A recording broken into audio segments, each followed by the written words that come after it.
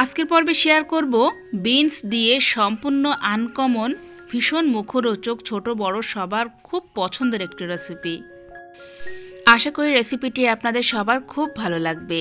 রেসিপিটি বানানোর জন্য আমি এখানে নিয়েছি বিনস, আর বিনসগুলোকে আমি সুন্দর করে ক্লিন করে নিয়েছি। দুই পাশ অল্প অল্প করে একটু কেটে আমি এখানে রেডি করে নিয়েছি। এবার আমি একটা প্যানে 1 গ্লাসের মতো জল দিয়ে দিলাম। এবার দিয়ে দিলাম স্বাদ মতো লবণ দিয়ে এখন জলটাকে খুব ভালো করে ফুটিয়ে নিলাম। এবার এই ফুটন্ত জলে দিয়ে দিচ্ছি বিনসগুলো দিয়ে হাই ফ্লেমে জাল করে নেব আমি 1 থেকে 1.5 মিনিটের মতো। মোটামুটি 50% আমি বিনসগুলোকে সিদ্ধ করে নেব। খুব বেশি সময় ধরে বিনসগুলো কিন্তু সিদ্ধ করা যাবে না, তাহলে রেসিপিটা পারফেক্ট হবে না।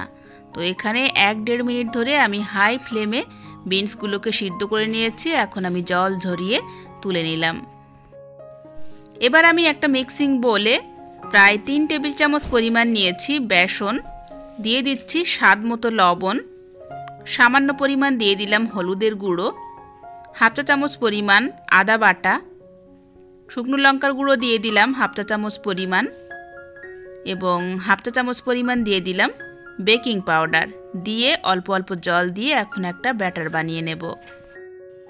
আর এখানে ব্যাটারটা কিন্তু খুব বেশি পাতলা হবে না, আবার খুব বেশি ঘন হবে না, মোটামুটি মিডিয়াম করে ব্যাটারটা বানিয়ে নিতে হবে। তো এখানে আমি আরও একটু জল দিয়ে দিলাম, দিয়ে এখন ব্যাটারটা আমি রেডি করে নিয়েছি। ঠিক এরকম থিকনেস হবে ব্যাটারের। চাইলে আপনারা ব্যাটারটাকে কিছুক্ষণ রেখে দিতে পারেন।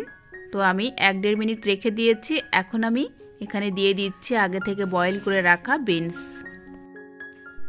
বিনসগুলো খুব ভালোভাবে আমি ব্যাটারের সাথে মিশিয়ে নিলাম। চাইলে আপনারা এভাবে কিছুক্ষণ রেখে দিতে পারেন, এতে করে রেসিপিটা খুব টেস্টি হবে। 1-1.5 মিনিট ধরে ব্যাটারটা রেস্টে রাখার পর এখন আমি দিয়ে দিচ্ছি একটা একটা করে বিনস তেলের উপরে। আমি তেলটাকে আগে থেকে গরম করে নিয়েছি। এখন এই গরম তেলে একটা একটা বিনস দিয়ে দেব।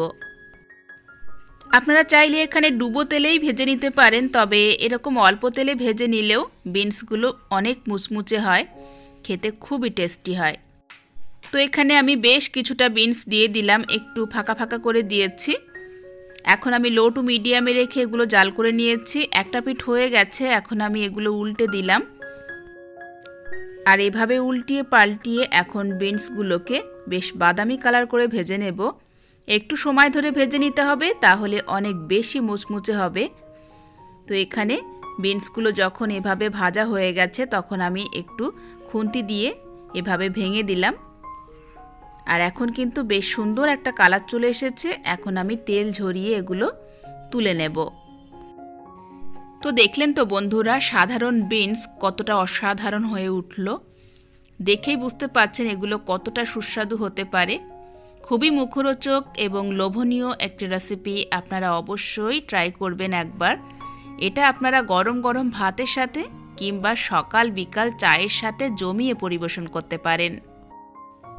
আশা করি বিনস দিয়ে সম্পূর্ণ ইউনিক এই রেসিপিটি আপনাদের সবার ভালো লেগেছে। ভালো লাগলে প্লিজ একটি লাইক দিতে ভুলবেন না, শেয়ার করবেন, চ্যানেলটিকে সাবস্ক্রাইব করে রাখবেন।